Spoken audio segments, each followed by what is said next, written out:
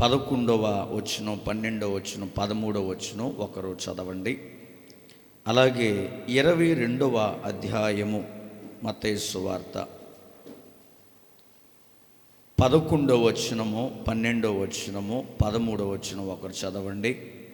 లూకా శుభవార్త 12వ అధ్యాయము, లూకా శుభవార్త 12వ అధ్యాయము 19వ వచనము ఒకరు చదవండి. ఎన్ని రిఫరెన్స్లు చెప్పాను? మొత్తం 4 రిఫరెన్సెస్ చెప్పాను. మొదటిది ఎవరు చదువుతున్నారు? అమ్మగారు చదువుతున్నారు. అందరూ చూడండి. రెండవ రిఫరెన్స్ చెప్పాను, దాన్ని చదవటానికి మరొకరు సిద్ధపడండి. అమ్మగారు చదువుతారు, చదవండి. ప్రకటన గ్రంథం మొదటిది 14వ అధ్యాయము 13వ వచనం. అంతటా ఇప్పటి నుండి ప్రభువు నందు మృతి నొందు మృతులు ధన్యులని వ్రాయుమని పరలోకము నుండి ఒక స్వరము చెప్పగా వింటిని.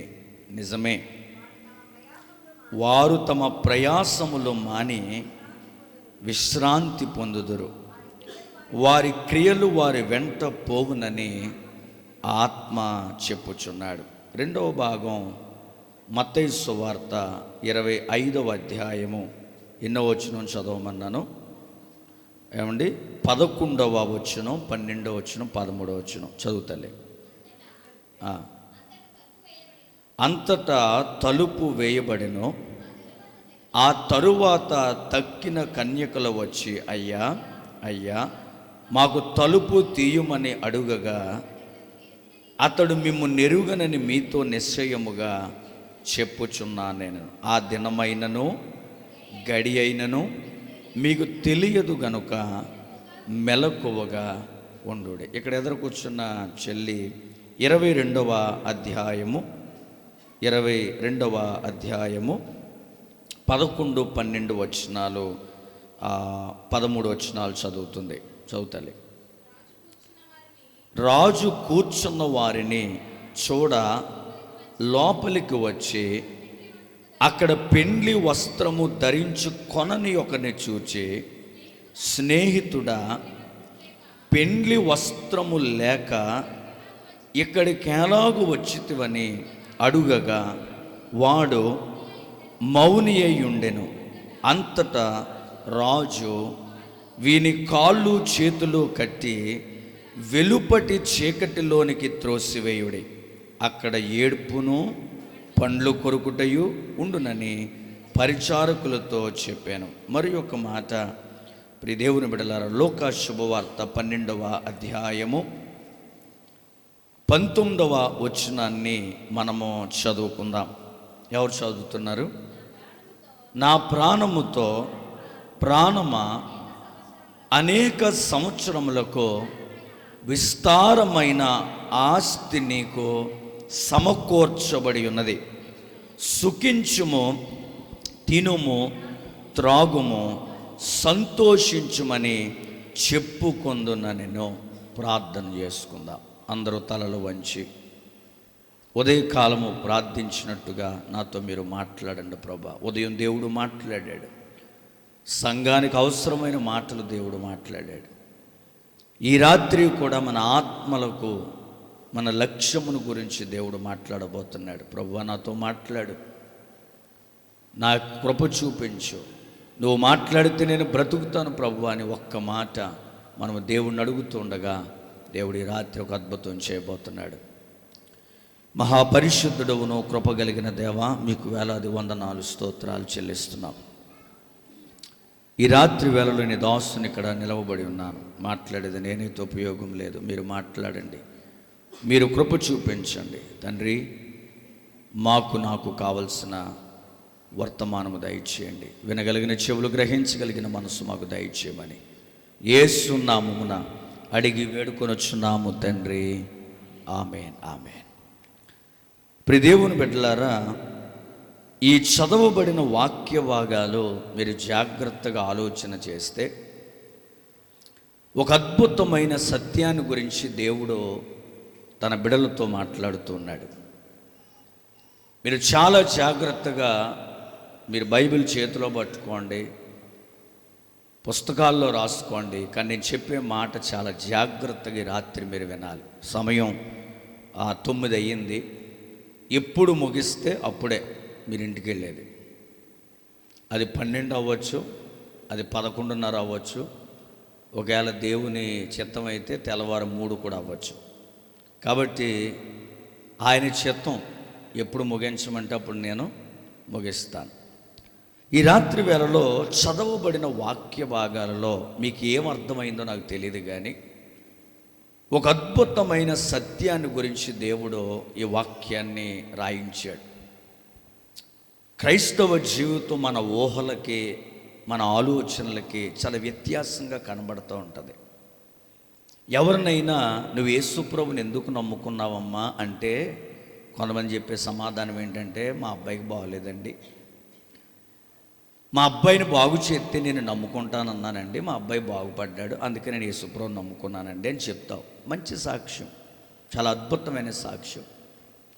అమ్మ మీరెలాగొచ్చారు దేవునిలోని కంటే, అయ్యా నేను భయంకరమైనటువంటి రోగముతో ఉన్నప్పుడు ఒక ఆవిడ వచ్చి యేసుప్రభు నమ్ముకో దేవుడు స్వస్థపరుస్తాడని చెప్తే నమ్ముకున్నానండి, నన్ను బాగు చేశాడు, ఈరోజు నేను దేవుని మందిరంలో కొనసాగుతున్నానని ఒక్కొక్క సాక్ష్యం చెప్తారు.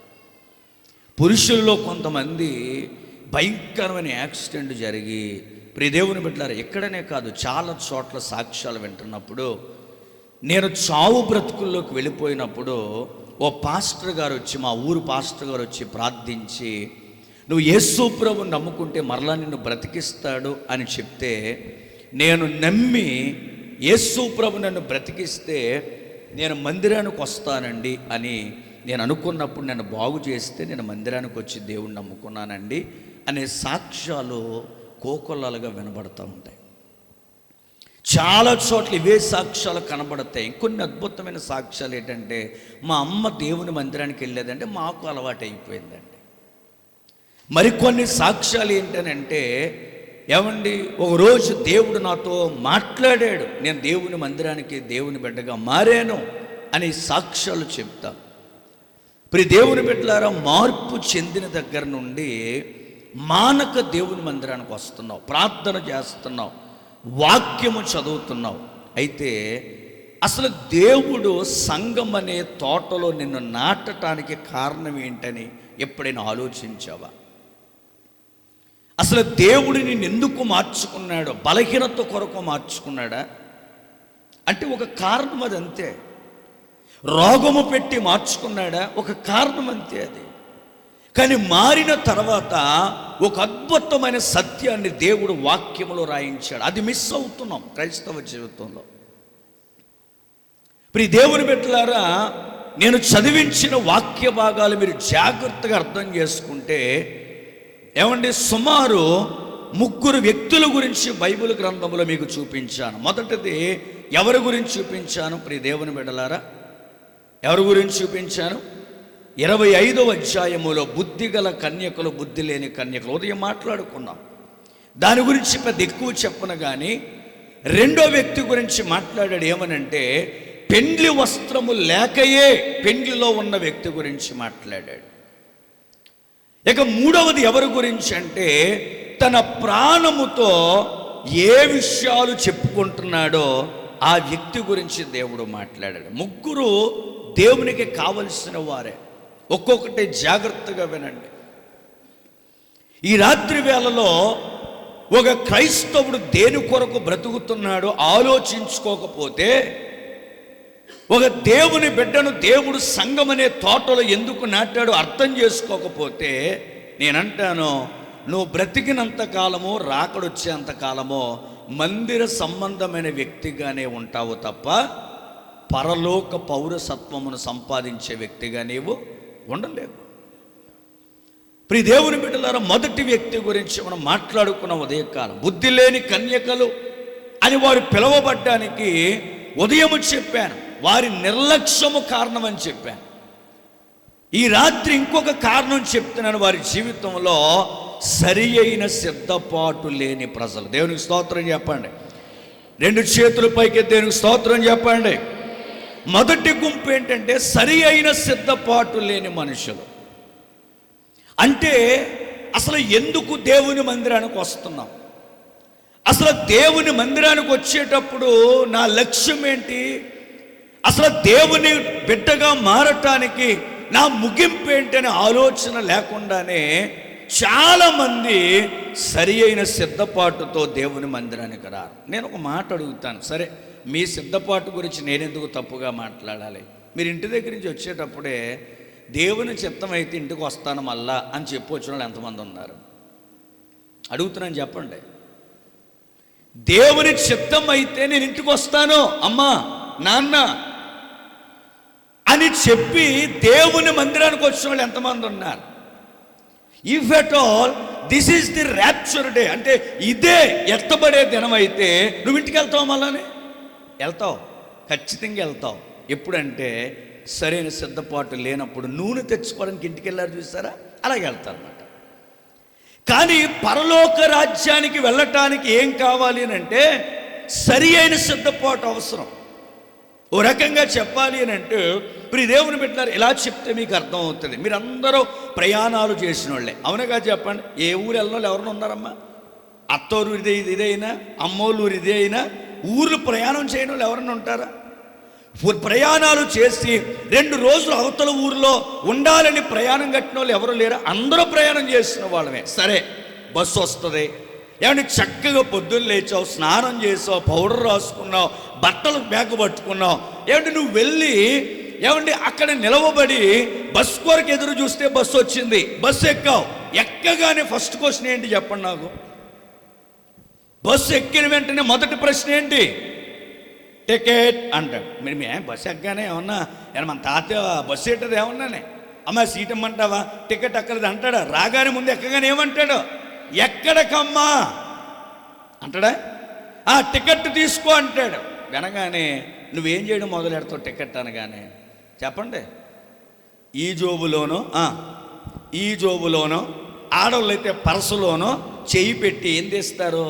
డబ్బులు. సరిగ్గా జోబులో చేయి పెట్టగానే డబ్బులు దొరకలేదు నీకు. ఈ జోబులో చేయి పెట్టగానే డబ్బులు దొరకలేదు నీకు. పర్సులో చేయి పెట్టగానే కాగితాలు దొరుకుతున్నాయి కానీ డబ్బులు దొరకట్లేదు నీకు.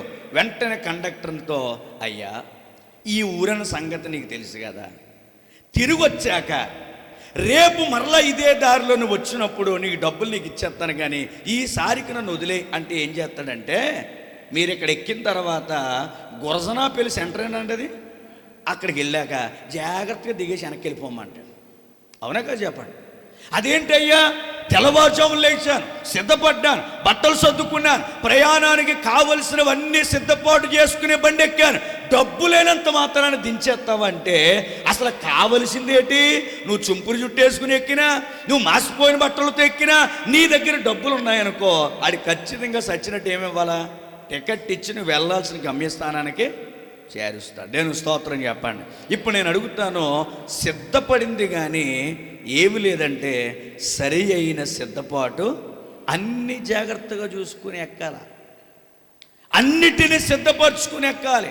డబ్బులుండి అన్నీ ఉండి బ్యాగ్ మర్చిపోయావు అనుకో, గురజనాపల్లి సెంటర్లో దిగిపోయి పోతే డబ్బులు బాబు అని చెప్పి మళ్ళా వెనక్కి వచ్చి ఏం పట్టుకెళ్తావు? బ్యాగ్. అంటే సిద్ధపాటు సరిగ్గా లేనప్పుడు ప్రయాణము సాగదు. అది ఈ కన్యకల గురించి నేను చెప్పేది.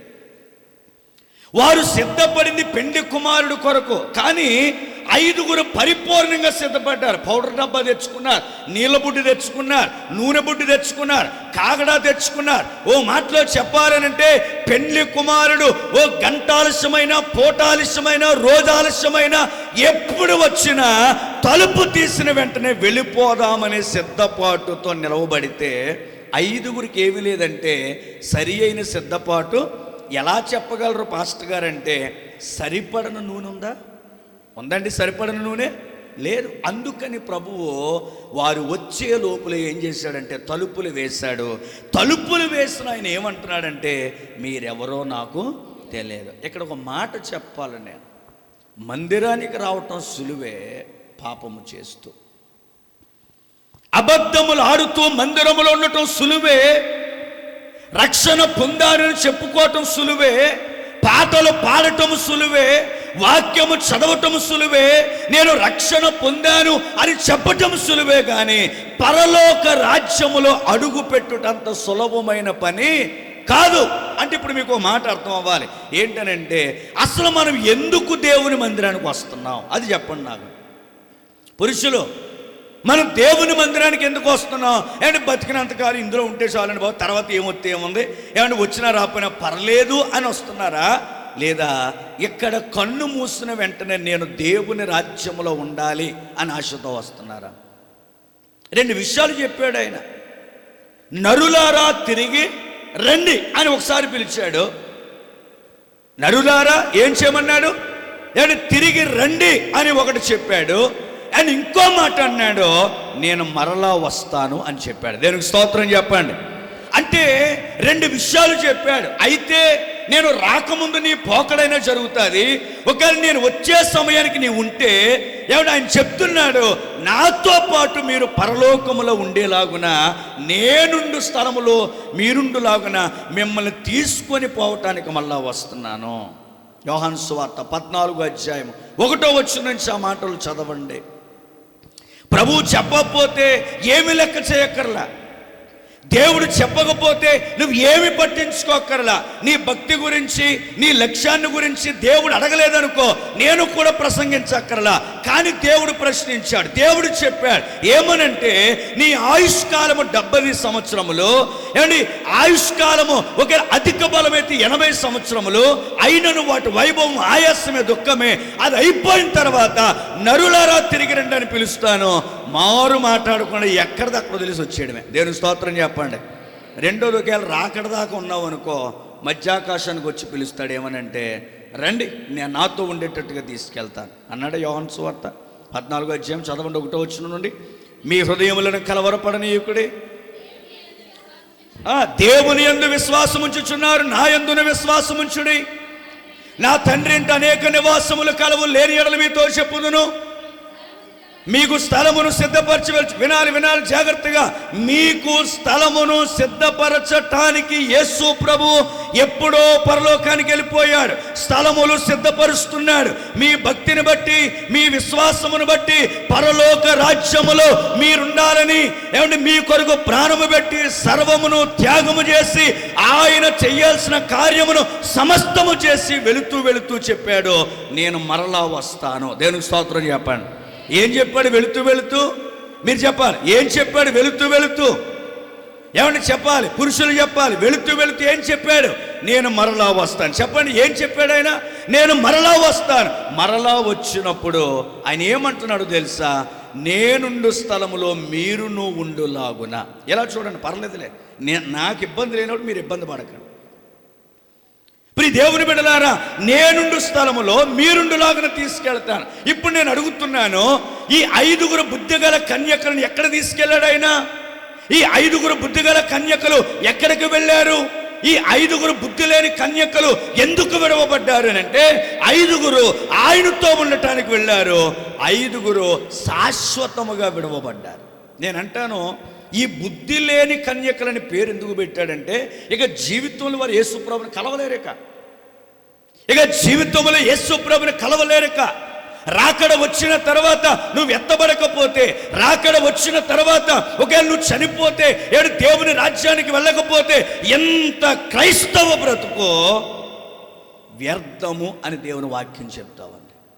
అందుకని అంటాడు, ఒకడు లోకమును సంపాదించుకొని, ఏమంటే సర్వలోకమును సంపాదించుకొని, ఆస్తిని సంపాదించుకొని, ఓ మాటలో చెప్పాలంటే తన ప్రాణము పోగొట్టుకున్నాడు, ఏమి లాభం అని అడిగాడు. అంటే నేనంటాను, ఏమంటే మనకు ఒక సామెత ఉంది కదా, ఎంత బతికి మీరు పూరించాలా? చెప్పండి అమ్మా, పెద్దోళ్ళు చెప్పండి, వెనకాతలో మీకే తెలుస్తుంది సామెత. ఎంత బతికి ఇంటి వెనకాల చచ్చాడంటే అర్థం ఏంటి? చెప్పండి, ఎంత బతికి ఇంటి వెనకాల చచ్చాడంటే అర్థం ఏంటి? ప్రియ దేవుని బిడ్డలారా, మీరు ఆలోచించాల్సింది ఏంటంటే, పేరు సంపాదించాడు, ఆస్తి సంపాదించాడు, అలా వదిలేండి అమ్మా. ప్రియ దేవుని బిడ్డలారా, ఏవేవో సంపాదించాడు. ఓ రకంగా పరువు, పరపతి, ఆస్తి, అంతస్తు, ఐశ్వర్యం అన్నీ సంపాదించాడు. ఏమండి, తన ప్రాణం పోయింది, ఏంటి ఉపయోగం అని అడిగాడు. నేను ఇంకో మాట అంటాను, ప్రియ దేవుని బిడ్డలారా, మా ఊరిలో ఒక ఆయన చనిపోయాడు. చనిపోయిన సంగతి 2 రోజుల తర్వాత తెలిసింది. ఎక్కడ చచ్చిపోయాడు, ఎక్కడికి వెళ్ళాడు అని అంటే ఎక్కడో కాదు, తన ఇంటెనకాల చచ్చిపోయాడు. తన ఇంటెనకాతలే. ఇప్పుడు ఈ దేవుని బిడ్డలు ఎవడో చూడలే, ఏంటి కొంచెం ఇబ్బందికరమైన వాసన వస్తుంది ఏంటని చూస్తే ఇంటెనకాల చచ్చిపోయి 2 రోజులు అవుతుంది. ఎవడో వచ్చాడు, రే ఎంత బతికాడు రేడు. ఎలా చచ్చిపోయాడు? ఇంటెనకాల చచ్చిపోయాడు. ఎవడు గుర్తించలేరు, ఎవడు దగ్గరికి వెళ్ళే పరిస్థితులు కాదు, ఎవడో మోసే పరిస్థితులు కాదు. ఓ మాటలో చెప్పాలంటే క్రైస్తవుడా, నువ్వు మందిరానికి వచ్చేది, నువ్వు దేవుని నమ్మింది ఏమిటి? కార్యాలు చేస్తాడని, అద్భుతాలు చేస్తాడని, నిన్ను స్వస్థపరుస్తాడని, ఇవన్నీ ఓకే. దీని తర్వాత అద్భుతమైన సత్యం ఒకటి ఉంది. ఏంటో సత్యం అంటే, ఈ లోకాన్ని విడిచిపెట్టిన మరుక్షణం ఎక్కడికి చేరుకోవాలని నీ కొరకు ప్రాణం పెట్టాడంటే యేసయ్య, నువ్వు పరలోక రాజ్యానికి చేరుకోవాలి. అదేనా నీ లక్ష్యం? ఈ బుద్ధిగల కన్యకల లక్ష్యం అదేనా? అదే. కానీ బుద్ధి లేని కన్యకల లక్ష్యం ఏంటంటే, రాకపోతే నిర్లక్ష్యం, రాకపోతే సరైన సిద్ధపాటు లేక విడవబడిన జాబితాలో ఉండిపోయారు. అందుకని దైవజనుడు అలా చెప్పాడు. సంఘం ఆరాధన జరుగుతున్నప్పుడంట కొంతమంది కనపడలేదంట, బంగారాలు అక్కడే రాలిపోయంట, పట్టు చీరలు అక్కడే రాలిపోయంట. ఏమైపోయారు అని ఆలోచన చేస్తూ పోతే పోయారులే, బంగారం దొరికిందని బంగారం అంతా ఎత్తుకుని ఊర్లోకి వెళ్తున్నారంట. ఒక్కడో కనబడట్లేదంట. ఊరిలోకి వెళ్ళారు. ప్రియ దేవుని బిడ్డలారా, అలజడి మొదలైంది. ఎక్కడికి వెళ్ళిపోయారు వీళ్ళు? అప్పుడు అర్థమైన మాట ఏంటంటే, దేవుని రాకడొచ్చిందేమో. సమస్తాన్ని విడిచిపెట్టి వెళ్ళిపోయారు. ఓ మాటలో చెప్పాలి అంటే, ఎవరి సిద్ధపడిన వాళ్ళందరూ వెళ్ళిపోయారు. దేవుని రాకడ కొరకు తమను తాము సిద్ధపరచుకున్న వాళ్ళందరూ వెళ్ళిపోయారు. విడవబడిన వారందరూ ఎవరంటే, సరి అయిన సిద్ధపాటు లేని ప్రజలు. దేవునికి స్తోత్రం చెప్పండి. మీరు అనుకుంటున్నారు మందిరంలోకి వచ్చేస్తే పరలోకం కూడా అంతే అనుకున్నారు. కాదు సుమండి. పొద్దున చెప్పాను, నీ ప్రార్థన దేవుడు ఆలకించడానికంటే ముందు దేన్ని స్కాన్ చేస్తాడని చెప్పాను. దేన్ని స్కాన్ చేస్తాడు? మన మాటలు, మన హృదయాన్ని, మన జీవితాన్ని స్కాన్ చేశాక స్కానింగ్లో బాగుంటే అప్పుడు దేవుడు మన ప్రార్థన ఆలకిస్తాడు. దేవునికి స్తోత్రం చెప్పండి. హల్లెలూయా. ప్రియ దేవుని బిడ్డలారా, ఇది మొదటి వ్యక్తి, సరి అయిన సిద్ధపాటు లేనివాడు. ఇక రెండవది, ఒకడు పెండ్లి వస్త్రములు లేకుండా వచ్చాడంట. ఎక్కడికి అంటే, రాజుగారు ఒక పెళ్లి చేస్తున్నాడు, తన కుమారుడు పెళ్లి చేస్తున్నాడు. బంధువులందరికీ కబురు పెట్టాడు. అంటే ఇంట్లో ఆత్మీయ అర్థాలు ఉన్నాయి. అంత లోతుకి నేను వెళ్ళను కానీ అందరినీ బంధువుల్ని పిలిచాడు. బంధువులు పిలిస్తే ఒక్కొక్కడు ఒక్కొక్క కారణం చెప్పాడంట. నాకు ఎద్దులు అమ్ముకోవాలి, నేను పొలంలో పని చేసుకోవాలి, నేను వేరే పెళ్లికి వెళ్తున్నాను, అనేకమైన కారణాలు చెప్పి ఆ పెళ్లికి ఎవడో రాకపోతే రాజుగారు అన్నాడంట, వెళ్ళి వీధులలో ఉన్నటువంటి వారందరినీ నా కుమారుడు పెళ్లికి తీసుకురండి అన్నాడంట. అంటే వెళ్ళారు. అడుక్కునే వాళ్ళని, తిండి లేని వాళ్ళని, బట్టలు సరిగ్గా లేని వాళ్ళని, ఏమి చింపురు చుట్టున్న వారిని, ఓ రకంగా చెప్పాలంటే సమాజంలో గౌరవం లేని వారిని, ఓ మాటలో చెప్పాలంటే అసలు రాజుగారి పెండిలో కూర్చోటానికి అర్హత లేని వారందరిని తీసుకొచ్చి రాజుగారు ఏం చేయమన్నాడంటే, వాళ్ళందరికీ వస్త్రాలు ఇవ్వండి, వాళ్ళందరూ చక్కగా సౌరభ చేయించండి, స్త్రీలైతే చక్కటి బట్టలు కట్టుకోవడానికి అవకాశం ఇవ్వండి, పురుషులైతే రాజవస్త్రములు ఇవ్వండి, అందరూ ఎలా ఉండాలంటే నా ఫంక్షన్కు తగినట్టుగా ఉండాలని చెప్పాడు. రాజు ఎంత ప్రేమ గలవాడండి. ఈరోజు మనకు ఆపాదిస్తే ఆ మాట, నీవు నేను యేసు ప్రభుని నమ్ముకోవడానికి అధికారం ఉందా? అసలు దేవుని మందిరంలో రావటానికి అధికారం ఉందా? దేవుని సన్నిధిలో ఆయన బిడ్డగా కూర్చోటానికి అధికారం ఉందా? ప్రభువా అని పిలవటానికి అధికారం ఉందా? మనకి లేకపోయినా ఆయన బిడ్డగా మారటానికి అవకాశం ఇచ్చాడు. అది యేసు ప్రభువు చెప్తున్న మాట. కానీ ప్రియ దేవుని బిడ్డలారా, అందరూ చెప్పిన మాట విన్నారంట. పెండ్లి వస్త్రాలు వేసుకున్నారు, చక్కగా శుభ్రంగా పౌడర్ రాసుకున్నారు, బంగారాభరణాలు ధరించుకున్నారు, రాజవస్త్రాలు ధరించుకున్నారు, అందరూ చక్కగా పెండ్లిశాలలో కూర్చున్నారు. ఎవడో వచ్చి చెప్పాడు, అయ్యా అంతా సిద్ధమని చెప్పగానే పెండ్లి యజమానుడైన రాజు వచ్చాడు, అందరిని చూస్తున్నాడు.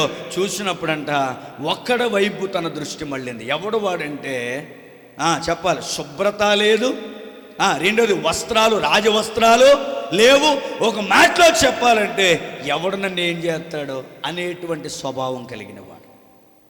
వారికి తెలుసు ఇది రాజు పెళ్ళి, మన ఇష్టం వచ్చినట్టు ఉండకూడదు. ఇది రాజుల గృహం, మన ఇష్టం వచ్చినట్టు ప్రవర్తించకూడదు. రాజు చెప్పినట్టుగా ఉంటేనే ఈ పెళ్లిశాలలో ఉంటాను, రాజు చెప్పినట్టుగా ఉంటేనే ఆయనను ప్రేమిస్తాడు అని తెలిసి కూడా మూర్ఖపు స్వభావంతో వచ్చినవాడు. నేనంటాను, సిద్ధపడాలి అని తెలిసిన ఏమండి మూర్ఖపు స్వభావంతో సిద్ధపడనవాడు. లేరా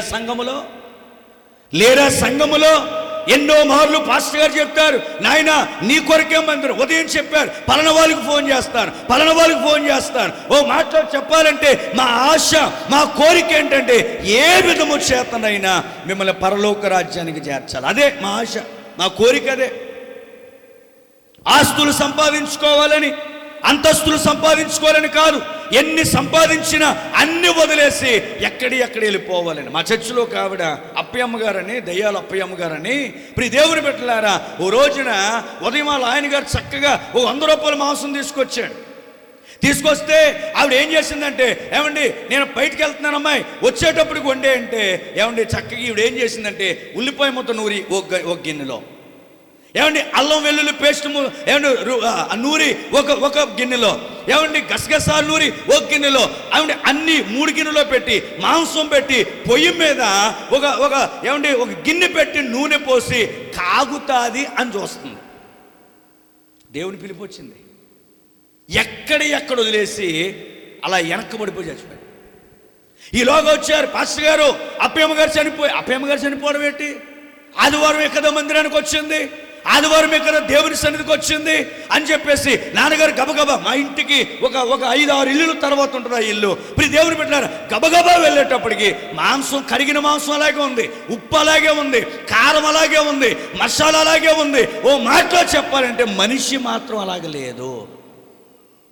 వెంటనే మా నాన్నగారు అనుకున్నారు, పోన్లే ఏమున్నా లేకపోయినా రక్షణ ఉంది, దేవుని రాజ్యానికి వెళ్ళిపోయి ఉంటుందిలే అని తన భర్త కొరకు ప్రార్థన చేసి వచ్చేసారు. నేనంటాను, కొంతమంది మూర్ఖులు ఉన్నారు. తన భర్త అంటాడు, అలాగెలా తీసుకుపోతాడండి దేవుడు, అలాగెలా ఇబ్బంది పెడతాడండి. అయ్యో ఏమండి నేను అంటాను, ప్రభువా నా భర్తకి ఇష్టమైన కూరది వండేసి వచ్చేస్తాను అనడానికి అవకాశం ఉందా? అలాగన్నావంటే మూర్ఖత్వమే. నాకు ఇంకా మరణం రాదండి, ఇంకా నేను వెళ్ళనండి, బాప్తిసం తీసుకోనండి, ఇంకా యేసు ప్రభువుని రానండి, బయట చెక్కబెట్టాల్సిన బోర్డు ఉన్నాయండి, నేను పాడాల్సినవి ఉన్నాయండి, నేను చెయ్యాల్సినవి ఉన్నాయండి, నువ్వు ఎన్ని కబుర్లు చెప్పు వచ్చేయ్ అన్నాడంటే ఈ రాత్రికి ఎక్కడిదక్కడ వదిలేసిపోవాల్సిందే. అందుకొరక లోకంలో తిరుగుతున్నాం. ప్రియ దేవుని బిడ్డలారా, ఎంతమంది యవనస్తులండి నేటి సమాజంలో చూడట్లేదా? ముసలోళ్ళు చచ్చిపోతలేదు, పెద్దోళ్ళు చచ్చిపోతలేదు, యవనస్తులు చచ్చిపోతున్నారు. వాడి వయసు ఎంతరా, వాడి జీవితం ఎంతరా అంటే 16 సంవత్సరాలు, 18 సంవత్సరాలు, 22 సంవత్సరాలు వారికి బోట్లు పెట్టి 2012లో పుట్టాడు, క్షమించండి 2002లో పుట్టాడు, 2022లో చచ్చిపోయాడు. అంతా కలిపి వాడి వయసు ఎంతంటే 20 సంవత్సరాలు. చచ్చిపోవలసిన వయసా? పొద్దున్న చెప్పాను, క్యాన్సర్ రావాల్సిన వయసా 17వ సంవత్సరం. ఏమండి నేను చెప్తున్నాను, మీ ఊర్లో యవనస్తులు కుర్రాలు చచ్చిపోయి ఉంటారు. ఏమండి వాళ్ళు చూసినప్పుడు అయ్యో వాడు చనిపోయాడా? నేనంటాను, నరులారా తిరిగి రండి అన్నప్పుడైనా, లేదా నీ ఇష్టం వచ్చినప్పుడు తిరిగినప్పుడైనా నీ ఎదుట మరణము పొంచుందని ఎరిగి, నువ్వు దేవుని బిడ్డవని ఎరిగి, నా సిద్ధపాటు ఎలా ఉండాలంటే మూర్ఖంగా ఉండకూడదు. ఇప్పుడే ప్రభు వస్తే నేను పరలోక రాజ్యానికి వెళ్తానన్నట్టుగా నువ్వు సిద్ధపడి బ్రతుకుతున్నావా? మూర్ఖుల్లో బ్రతుకుతున్నావు. సేవకుడు బతిమాలేది, నేను ఎలాగన్నా బాధపడద్దు, నన్ను పిలిచినా పిలవకపోయినా పర్వాలేదు, కానీ ఏమండి మీరు వస్తే 10 రూపాయలు కానుకేస్తారు, ఆ 10 రూపాయల కొరకు మిమ్మల్ని బ్రతిమలాడుతున్నావా? మీరిచ్చే దశంభాగాల కొరకు బ్రతిమలాడుతున్నావా? లేకపోతే ప్రియ దేవుని బిడ్డలారా, సంఘములో ఉన్న వాళ్ళందరూ వచ్చేస్తే ఏమండి మాకు కొన్ని కానుకలు ఎక్కువ వస్తాయా? ఇవి కాకపోతే ఇంకొక రకంగా ఇస్తాడు దేవుడు మాకు. కానీ నేను అనే మాట ఏంటనంటే, మూర్ఖత్వముతో పరలోక రాజ్యాన్ని పోగొట్టుకోవద్దు. రాజు వచ్చాడు, వస్త్రాలు చూశాడు, వస్త్రాలు కనపడలేదు, కనపడని వెంటనే ఒక మాట అన్నాడు, ఏమండి అవకాశం ఇస్తాడండోయ్ అడిగాడు. పెండ్లి వస్త్రములు లేకయే ఎలా వచ్చావు ఇక్కడికి నీవు అంటే? సాధారణంగా రాలేవు కదా. వాడు అనుకుంటున్నాడు, నేను గడ్డము తీయకపోయినా, నేను వస్త్రం వేయకపోయినా అక్కడ సైనికుల్ని మెప్పించి లోపలికి వచ్చేయగలిగానంటే నా అంత వద్దండు లేడు. ఊర్లో నా మాట చెల్లుతుంది, ఏమండి పేటలో నా మాట చెల్లుతుంది, ఏమండి అధికారుల దగ్గర మాట ఎక్కడైనా చెల్లుతుంది. కానీ నీ కొరకు ప్రాణం పెట్టిన యేసయ్య దగ్గర నీ మాట చెల్లదు. Until and unless you are a saved person. నువ్వు రక్షించబడిన వ్యక్తి అయితేనే, నీలో మూర్ఖత్వం లేకపోతేనే. నేను సమాజంలో చాలా మందిని చూస్తున్నానండి, స్త్రీలైనా పురుషులైనా యవనస్తులైనా ఎవరైనా సరే మూర్ఖపు స్వభావంతో. మాకేమవుతుందండి, మా వయసు ఎంతండి, మా జీవితాలు ఎంతండి, మేము ఎలాగైనా బ్రతుకుతాం పాస్టర్ గారు అని అంటున్నావు. కానీ నీ మాట నీ ఇష్టమే, కానీ నీ బ్రతుకు మాత్రం నీ ఇష్టము కాదు. నీ బ్రతుకు మీద నీకు అధికారం లేదు. ఆవిరి వంటిది అన్నాడు, గడ్డి పువ్వు లాంటిది అన్నాడు. ఏమండి నేనంటాను నీడ లాంటిది అంటాను. ఎంతసేపు ఉంటుంది నీడ, ఎంతసేపు ఉంటుంది ఆవిరి. దాని కొరకు నువ్వు చేస్తున్న పని ఏంటంటే ఎవయ్య రా అంటే మూర్ఖపు మాట, మూర్ఖపు స్వభావము. అలాంటి స్వభావము కలిగి ఉన్న వాడిని అన్నాడు, వీడిని తీసుకెళ్ళి చీకట్లో పడేయండి. దేవుని స్తోత్రం చెప్పండి. వీడిని తీసుకెళ్ళి ఏడుపును పండ్లు కొరికే స్థలంలో పడేయండి. ఇక వాడికి అది శాస్తి. ఇప్పుడు నేను అడుగుతున్నాను, చీకటిలో పడ్డాక ఏడ్చిన ఉపయోగం ఉందా? అలా ఏడ్చాడు ఒక ఆయన, ఎవరో ధనవంతుడు ఏడ్చాడు. అయ్యా ఎలా ఉంటుందని తెలియదు, ఇలా ఉంటుందని తెలియక లాజరుకింత ముద్ద పెట్టలేదు, నేను లాజరుకింత రొట్టు ముక్క పెట్టలేదు, మూర్ఖముగా ప్రవర్తించాను. అవసరమైతే ఎత్తి పెంట మీదన పడేశాను, కానీ కనీసం మిగిలింది కూడా నేను లాజరుకు పెట్టలేదయ్యా, ఎంత మూర్ఖున్నయ్యా అని. అక్కడ ఒప్పుకుంటే ఉపయోగం ఏముంది? అందుకు ప్రియ దేవుని బిడ్డలారా, అబ్రహాము చెప్పిన మాట ఏంటో తెలుసా? అక్కడ వారు ఇక్కడికనే, ఇక్కడ వారు అక్కడికనే వచ్చే అవకాశం ఎక్కడుందంటే భూమి మీద ఉన్నప్పుడే ఉంది. దేవునికి స్తోత్రం చెప్పండి. కానీ ఇక్కడికి వచ్చాక లేదు, ఈ స్థలానికి వచ్చాక లేదు. ఏమండి అగాధము ఏర్పడింది. లాజరు ఎందుకు వచ్చాడో తెలుసా? వాడు దరిద్రుడైనా, భోజనము లేకపోయినా, వస్త్రము లేకపోయినా వాడిలో మూర్ఖత్వము లేదు. నాకు దేవుడు ఎందుకు ఇలా చేశాడని అనలేదు. ఇచ్చిన దాంతో సంతృప్తి పడి నా దేవుడు ఉంటే చాలు అనుకున్నాడు. కానీ నువ్వేం చేశావు? మూర్ఖుడిగా. నేను ఎందుకు పెట్టాలి నీకు, నేను ఎందుకు చెయ్యాలి? వెంటనే అన్నాడు, ఇక జరగని పని చిటికిని వెళితే ఏమేయమంటున్నాడు చెప్పాలి. ఏమేయమన్నాడు? ఒక్క నీటి చుక్క బొట్టేయమన్నాడు. జరుగుతుందా? ప్రియ దేవుని బిడ్డలారా, మరణము నీ బొందులోంచి ప్రాణం వెళ్ళిపోయాక జరుగుతుందా? మూర్ఖపు ఏమండి వ్యక్తి అండి, సిద్ధపడాలని తెలిసి కూడా సిద్ధపడని వ్యక్తి. ఇలా మాట్లాడితే దేవుడు ఏమనుకుంటాడో, ఇలా చేస్తే దేవుడు ఏమనుకుంటాడో, రక్షణను ఏమండి రేపటికి వాయిదేస్తే దేవుడు ఏమనుకుంటాడో అనే స్వభావం లేక రేపు రేపు రేపు అని నువ్వు వాయిదాలు వేస్తున్నావే. ఈ మూర్ఖపు స్వభావము ఏమండి నిన్ను పరలోక రాజ్యానికి తీసుకెళ్దాం. ఇంకోటి ఏంటంటే, మూడోది చదువుకున్న లోకా సువార్త 12వ అధ్యాయంలో అక్కడేమంటున్నాడు అని అంటే, ఒక వ్యక్తి తన ప్రాణముతో చెప్తున్నాడు. ఏమని చెప్తున్నాడంటే, నా ప్రాణమా, చూడండి అక్కడ, నా ప్రాణమా అనేక సంవత్సరములకు, ఈ మాట రాసుకోండి, అనేక సంవత్సరములకు ఇదిగో విస్తారమైన ఆస్తి నీకు సమకూర్చబడి ఉన్నది. సుఖించుము, తినుము, త్రాగుము, సంతోషించమని చెప్పుకుందును అనుకున్నాను. ఓ మాట వినండి జాగ్రత్తగా. ఎన్ని సంవత్సరాలు సంపాదించాడంట? ఎన్ని సంవత్సరాలకు సంపాదించాడు?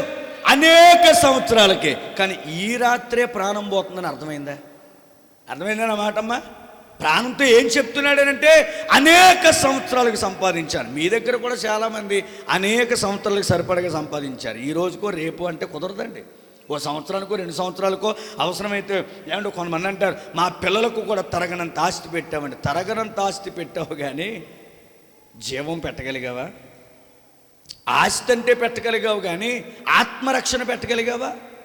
వాడు అంటున్నాడు, ఏమంటే నేను మాట్లాడుతాను చెప్పండి, పుట్టించినోడు ఎవరు? ఏంటి ఆయుష్ ఇచ్చింది ఎవరు?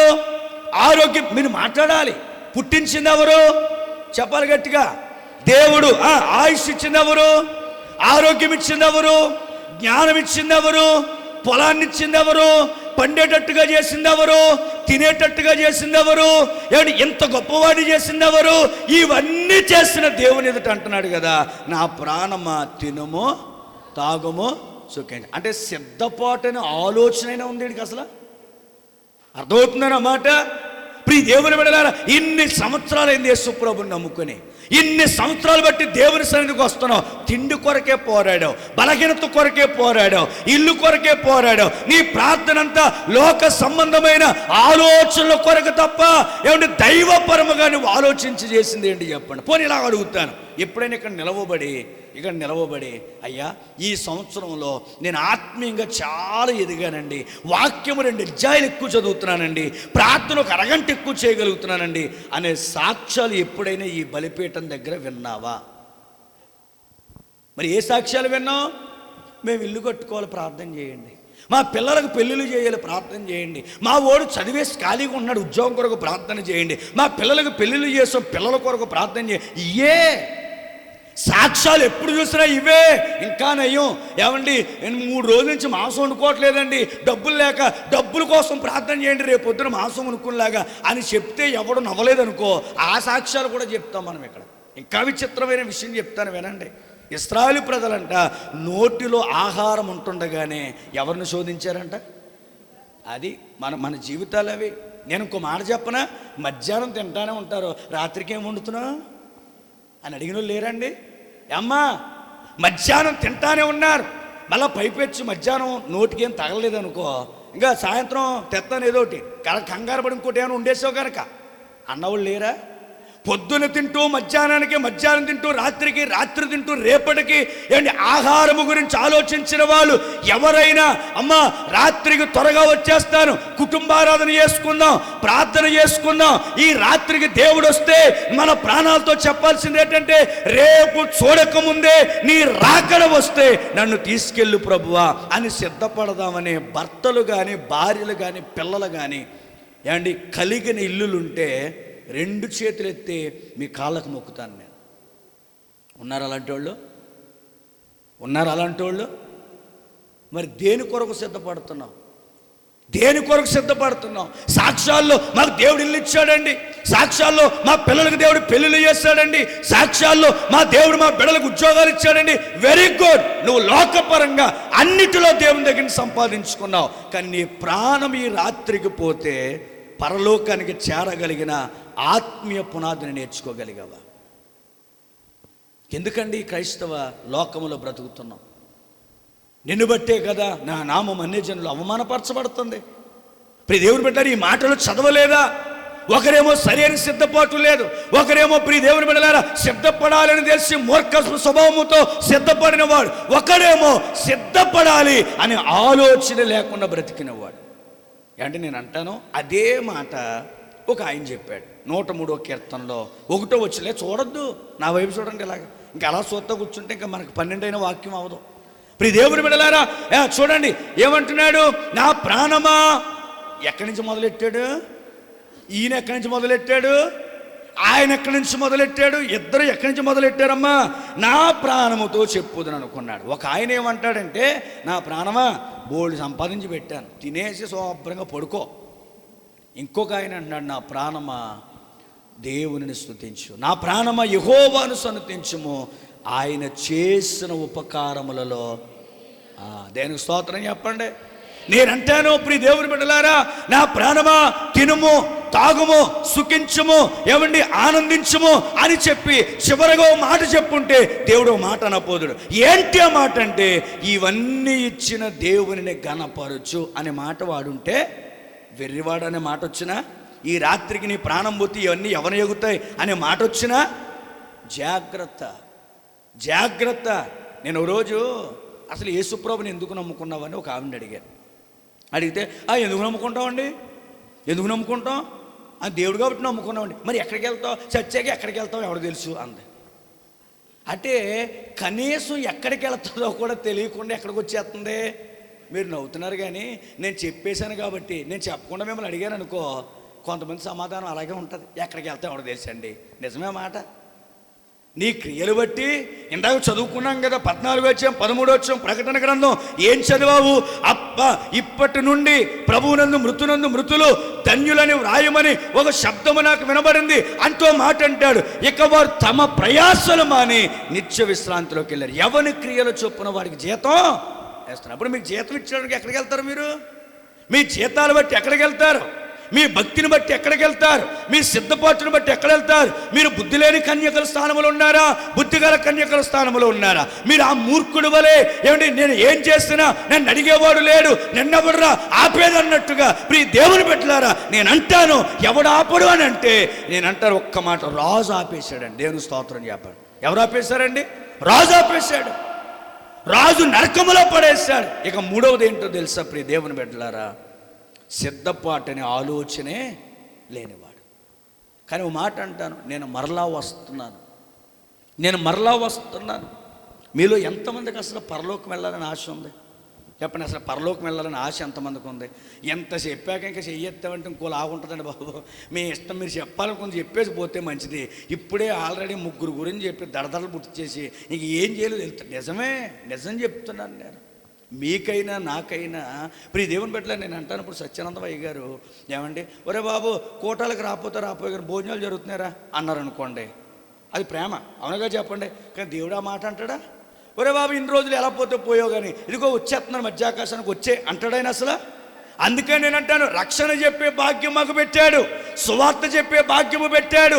ఎన్నిసార్లు రాకపోయినా నిన్ను బ్రతిమలాడి మందిరానికి తీసుకొచ్చే భాగ్యము పెట్టాడు. కానీ రాకడొచ్చినప్పుడు మా చేతుల్లో ఏమీ లేదు. అందుకని ఒక గొప్ప దేవజనుడు అన్నాడు, మనల్ని కొనిపోవటానికి వచ్చే మేఘం మాత్రం ఎవరో మెయింటైన్ చేస్తారంటే దేవుడే మెయింటైన్ చేస్తాడు. దేవుని స్తోత్రం చెప్పండి. ఎవరు మెయింటైన్ చేస్తారో? దేవుడే. అందుకే చూడండి, నోవాహు వాడ కట్టమన్నది ఎవరిని? చెప్పాలి. ఎవరిని కట్టమన్నాడు? ఎలా కట్టమన్నాడు? కొలతలు ఇచ్చాడు, ఏం పుయ్యాలో చెప్పాడు. ఓ మాటలో చెప్పాలంటే ఎలా కట్టాలో, ఎంత పొడుగుండాలో, ఎంత ఎత్తుండాలో అన్నీ చెప్పాడు. ఏమేమి తీసుకురావాలో చెప్పాడు, ఎవరెవరు ఉండాలో చెప్పాడు. అన్నీ చెప్పి తలుపు మాత్రం ఎవరు వేశారు తమ్ముడు? చెప్పాలా? నేను అడుగుతున్నాను, తలుపు నోవాహు వేసుంటే ఎలా ఉన్న పరిస్థితి? నోవాహు కూడా మునిగిపోదు. కారణం ఏంటి చెప్పనా? మాయా ఒరే మొన్నటిదాకానే నువ్వు ఎక్కడో చెట్లు కొడుతున్నప్పుడు ఏదో దొంగడ్డొస్తే పక్కెట్టాను కదరా, నన్ను తీసుకెళ్ళకపోతే ఎలాగ నీళ్లు ముంచేస్తున్నారంటే నోవాహు ప్రేమ కలిగి ఏం చేస్తాడు? డోర్ తీసేస్తే ఎవరెవరు చచ్చిపోతాడు? చెప్పండి. డోర్ తీసేస్తే నీళ్ళు లోపలికి వెళ్ళిపోతే ఎవరెవరు చచ్చిపోతారు? టోటల్గా ఎవరు చచ్చిపోతారు చెప్పండి? వాడలో ఉన్న అన్నీ చచ్చిపోతాయి. అందుకని దేవుడు అన్ని నీ చేతిలో పెట్టాను, కానీ తలుపు మాత్రం ఎవరి చేతిలో పెట్టుకున్నాను చెప్పాలి. కిటికీ తలుపు మాత్రం ఈ చేతిలో పెట్టాడు. కిటికీలోంచి ఎవడొస్తాడు లోపలికి? అంత పైకి ఎగిరివాడు ఎవడున్నాడు? మీకు అర్థమైందా?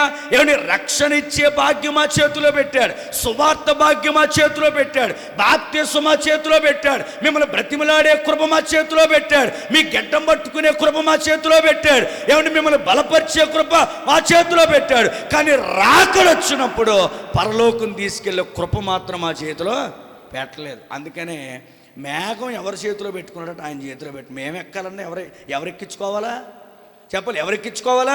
మరి అలాంటప్పుడు ఒక అన్నాను, ఒరే రారా బాబు మందిరానికి రండి అంటే ఏమండి ఒక ఆయన అన్నాడు, నేను రాపోయినా పర్లేదండి అన్నాడు. ఏమన్నాడు? ఇదేంటి అంత కాన్ఫిడెంట్గా చెప్తున్నాడు? వస్తానంటాడు ఎవడన్నా? ఏమన్నాడు? నేను రాను. అదేంటి అంత కాన్ఫిడెంట్గా చెప్తున్నావు ఏంటంటే ఏమన్నాడంటే, మీకు కూడా తెలుసా, మా ఇంటి ఆవిడ మంచి ప్రార్థన పర్రాలు. మీ ఆవిడ ప్రార్థనా పర్రాలు అయితే నీకు ఈ జబ్బేటి? మీ ఆవిడ ప్రార్థనా పర్రాలు కాబట్టి, మీ ఇంటి ఆవిడ ప్రార్థనా పర్రాలు కాబట్టి నువ్వు కూడా మారి వచ్చేస్తే బాగుంటుంది కదంటే మనకంత అక్కర్లేదండి. ఇదేంటి అంత కాన్ఫిడెంట్గా చెప్తున్నాడంటే ఎందుకో చెప్తున్నాను నేనండి. మా ఆవిడ ఎత్తబడినప్పుడు వినండి అలా పోలే, మా ఆవిడ ఎత్తబడినప్పుడు చెంగట్టుకుని వచ్చేస్తాను పరలోకం అంటున్నాడు. ఎలా వచ్చేస్తాడంటమ్మా బాబు? పురుషులు చెంగట్టుకుని వెళ్ళిపోతాడంట. చెంగట్టుకుని వెళ్ళిపోవడానికి ఆ చెంగి ఎక్కడ వదిలేస్తుంది ఆవిడ? అది మీకు అర్థమవుతుందా? ఏమంటే బ్రహ్మలో బ్రతుకుతున్నాం. మా ఆవిడ రక్షించేద్ది, మా అబ్బాయి తీసుకెళ్ళిపోతాడు. ప్రియ దేవుని బిడ్డలారా, బండెక్కించి తీసుకెళ్ళిపోవడానికి ఏదైనా కాకినాడ లేదా గురసనా పిల్ల లేదా ఏనామా బండెక్కించి తీసుకెళ్ళిపోవడానికి ఆయన అనుమతి ఉంటేనే మనం పరలోక రాజ్యానికి వెళ్ళగలుగుతాం. దేవుని స్తోత్రం చెప్పండి. అలాగని చెప్పి నువ్వేం ఖర్చు పెట్టక్కర్లా, అలాగని చెప్పి నువ్వు ప్రయాసపడక్కర్లా. నువ్వు దేవుడు చెప్పిన మాటలు విని ఆ మాటల ప్రకారము నువ్వు జీవించినప్పుడు నీకు పరలోక రాజ్యానికి వెళ్ళే కృప దేవుడు నీకు ఇస్తాడు. హల్లెలూయా, హల్లెలూయా. సిద్ధపాటు సరిగ్గా లేకపోయినా, మూర్ఖపు స్వభావముతో ఉన్న, మూడవది సిద్ధపాటుని ఆలోచన లేకుండా దినాలు గతించిపోతున్నాయి అనే భ్రమలో బ్రతికిన ఏదో ఒక దినమందు నువ్వు సమాధానము చెప్పుకోవలసిందే. అందుకని ఈరోజు నా ప్రయత్నం ఏంటంటే నా ప్రయత్నం ఏంటనంటే అసలు పరలోక రాజ్యానికి ఎలాగెళ్ళగలం? ఇన్ని మాటలు చెప్పాక ఇంకా పరలోకి వెళ్ళడం అసంభవమేమో అనుకుంటున్నారు మీరు. కాదండి, కాదు కాదు కాదు పరలోకి వెళ్ళడం అసంభవం కాదు. కానీ నేను మాట చెప్తాను, వెళ్తే మాత్రం నిత్యము దేవునితో ఉంటాం. దేవుని స్తోత్రం చెప్పండి. ఎట్ ద సేమ్ టైం ఇంకోటి గుర్తుపెట్టుకోండి. ఇప్పుడు 6 సంవత్సరాల క్రితం నాకు షుగర్ వచ్చింది. షుగర్ అనేటువంటి వ్యాధితో నేను బాధపడుతున్నాను. నాకేం ఇబ్బంది లేదు చెప్పుకోవడానికి. ఇప్పుడు దేవుని బిడ్డలారా, ఫస్ట్ టైం డాక్టర్ దగ్గరికి వెళ్ళి కాలు తిమ్మురులుగా ఉన్నాయండి, సహకరించట్లేదని, నీరసంగా ఉంటుందంటే మీ ఇంట్లో ఎవరికైనా షుగర్ ఉందని అడిగారు. ఒక ఫ్యాక్టరీ, ఒక అవుట్లెట్ ఉందండి అని చెప్పాను. ఆ ప్రయాసం మీకు ఎలా కనబడుతుందంటే బుర్ర తినేస్తాడరా బాబు మాస్టర్ గారు. చేసేస్తున్నాడు చూసావు, మనం వెళ్ళకపోతే పని అవ్వదు. ఒరే బాబా, మీరు వెళ్ళకపోతే పని అవ్వదు కరెక్టే, కానీ నేను అంటాను పరలోకం వెళ్ళకపోతే నీ పని అవ్వదు. మా పని అయిపోయింది, మేము నమ్ముకున్నాం, మేము సువార్త చెప్తున్నాం. సువార్త ప్రకటింపకపోయిన ఎడల మాకు శ్రమని ఎరిగి అనేక చోట్లకు వెళ్ళి సువార్త చెప్పి మా పని మేము చేస్తున్నాం. మాకు కష్టము కాదు, మేము బ్రతుకున్నంత వరకే. అందుకే అపోస్తలుడైన పౌలు అంటాడు, నా మట్టుకైతే బ్రతుకుంటే క్రీస్తే, చావైతే డిసైడ్ అయిపోయాం. మేము బ్రతికితే ఆయన కోసం లేదా చచ్చిపోతాం అంతే. తిండి కోసం, డబ్బు కోసం, ఆస్తి కోసం, అంతస్తుల కొరకు కాదు. అలాగైతే ఎప్పుడో సంపాదించేద్దాం. ఎందుకంటే వేరేవాడా ఇవన్నీ ఎవడమవుకురా అని అడిగి ప్రశ్న మమ్మల్ని అడుగుతాడు. అదే మాట. నేను సమాజంలో అయిపోయాయి. ఇప్పుడు ఈ దేవుని బిడ్డలారా, నేను అంటాను, ఆయన పిలిచినప్పుడు ఎత్తబడే జాబితాలో ఉంటావా? మూర్ఖపు స్వభావంతో విడిచిపెట్టబడతావా? లెక్కలేని తత్వంతో ఉండిపోతావా? సరైన సిద్ధపాటు లేకుండా ఉండిపోతావా? నేను మాట చెప్తున్నాను, విడవబడితే భయంకరమైన క్షోభే. వినండి జాగ్రత్తగా. నేను ఒక ఉదాహరణ చెప్తాను, జాగ్రత్తగా వినండి. ఈ మధ్యకాలంలో పెద్ద ఆయన చచ్చిపోయాడు. ఎంతమంది తెలుసు? ఏం పేరు నాన్న? రతన్ టాటా. ఆ గ్రేట్ రతన్ టాటా. ఎందుకన్నారు గ్రేట్ అని? పోనీ అయ్యగారు అన్నారు కాబట్టి ఆ మాట దగ్గర నుంచి వద్దాం. గ్రేట్ అనే మాట ఎందుకన్నాడు? నేనైతే అంటాను హీజ్ ఎ లెజెండ్ అన్నాడు ఒక ఆయన. Is a legend. సినిమా కాదండి, అది ఎన్నెన్నెట్టుకోవచ్చు మనం. కానీ లెజెండ్ అన్న మాట ఎందుకు అన్నాడంటే తన ఆస్తిలో 65% ఏమండి he donated for the country అన్నాడు ఒక ఆయన. దేశం కొరకు ఇచ్చేసాడంట. ఓ స్టేటస్లో పెట్టేశారు. ప్రియ దేవుని బిడ్డలారా, he's a great man, he's a legend, he never been in to the world. ఇలాంటి స్వభావం ఎవరికి లేదు. అన్నీ పెట్టి పెట్టి పెట్టి చదువుతున్నాను. కానీ అందరూ కూడా చచ్చిపోయాడు అనేటువంటి బాధతో కూడిన ఏమంటే గొప్ప వ్యక్తిని వర్ణిస్తుంటే నాకు ఒక ఆలోచన వచ్చింది. ఎంతుంటే ఏముంది? మీరు పూరించండి. ఆత్మరక్షణ లేనివాడు ఈ లోకంలో గొప్పవాడే కానీ రేపు నిత్య నరకాగ్నిలో వేదన పడుతూ ఉండాలి. అయ్యో, నాలాంటి వాడు వెళ్ళి సువార్త చెప్పడానికి అవకాశం లేదు, అతన్ని కలుసుకోవటానికి నాకు యోగ్యత లేదు, నన్ను ఎవరో కూడా అక్కడికి వెళ్ళనివ్వడు. కానీ కనీసం వెళ్ళగలిగిన సేవకులున్నారు, చెప్పగలిగిన సేవకులున్నారు. ఎందుకు వెళ్ళి అతనికి సువార్త చెప్పలేదు? అది నా వేదన. లోకములో గొప్పవాడే కానీ దేవుని రాజ్యములో ఉంటాడా? ఎప్పుడైనా ఎవడైనా దుఃఖపడ్డాడండి అలాగా? ఎంత మంచి వ్యక్తి పరలోకులు ఉంటే ఎంత బాగున్నా. అయిపోయింది. ఇప్పుడు రతన్ టాటాకి ఎవరు చెప్తారు సువార్త? రతన్ టాటా దగ్గరికి వెళ్ళి ఎవరు సువార్త చెప్తారు? ఎవరు కన్నీళ్లు కారుస్తారు? సమయం ఉన్నప్పుడే అతనికి చెప్పాల్సింది, కానీ చెప్పేవాడు కనపడలేదు. ప్రియ దేవుని బిడ్డలారా, ఎంత దుఃఖం అండి, ఎంత వేదన అండి. ఈరోజు రాత్రి నేను చెప్తున్నాను, వాళ్ళకి లేని భాగ్యం ఈ రాత్రి దేవుడు నీకు ఇచ్చాడు. చప్పట్లు కొట్టి దేవుని నామాన్ని కనపరచు. Maybe he's a great person in India. భారతదేశంలో చాలా గొప్ప వ్యక్తి అవ్వచ్చు. Maybe he's a legend in India. ఏమంటే కానీ నేను అంటాను, you are going to be legend in heaven అన్నాడు ఒక ఆయన. దేవునికి స్తోత్రం చెప్పండి. మీరు పరలోక రాజ్యంలో ఉన్నతమైన వ్యక్తులుగా ఉండే భాగ్యాన్ని దేవుడు రక్షణ ద్వారా నీకు ఇచ్చాడు. నిర్లక్ష్యము చేసావా? పొద్దున్న చెప్పాను, తాళపు చెవి లేక ఒకడు తిరిగాడు, ఇంకోటి ఏం చేశాడంట? జోబులు వేసుకొని తిరిగాడు. ఇప్పుడు నేను అంటాను, రతన్ టాటా విషయంలో దేవుని చిత్తం ఏంటో నాకు తెలియదు, కానీ రక్షణ నీ కాళ్ళ దాకా తీసుకొచ్చి రక్షణ ఇచ్చిన తర్వాత నువ్వు నిర్లక్ష్యముతో దాన్ని విడిచిపెడితే నువ్వు లెక్కప్ప చెప్పాల్సిన అవసరం ఉంది. ఇప్పుడు దేవుని బిడ్డలారా, ఏది దేవుడు దాచలేదండి. బైబిల్ గ్రంథంలో దేవుడు ఏది దాచలేదు. కనుమరుగు చేయలేదు.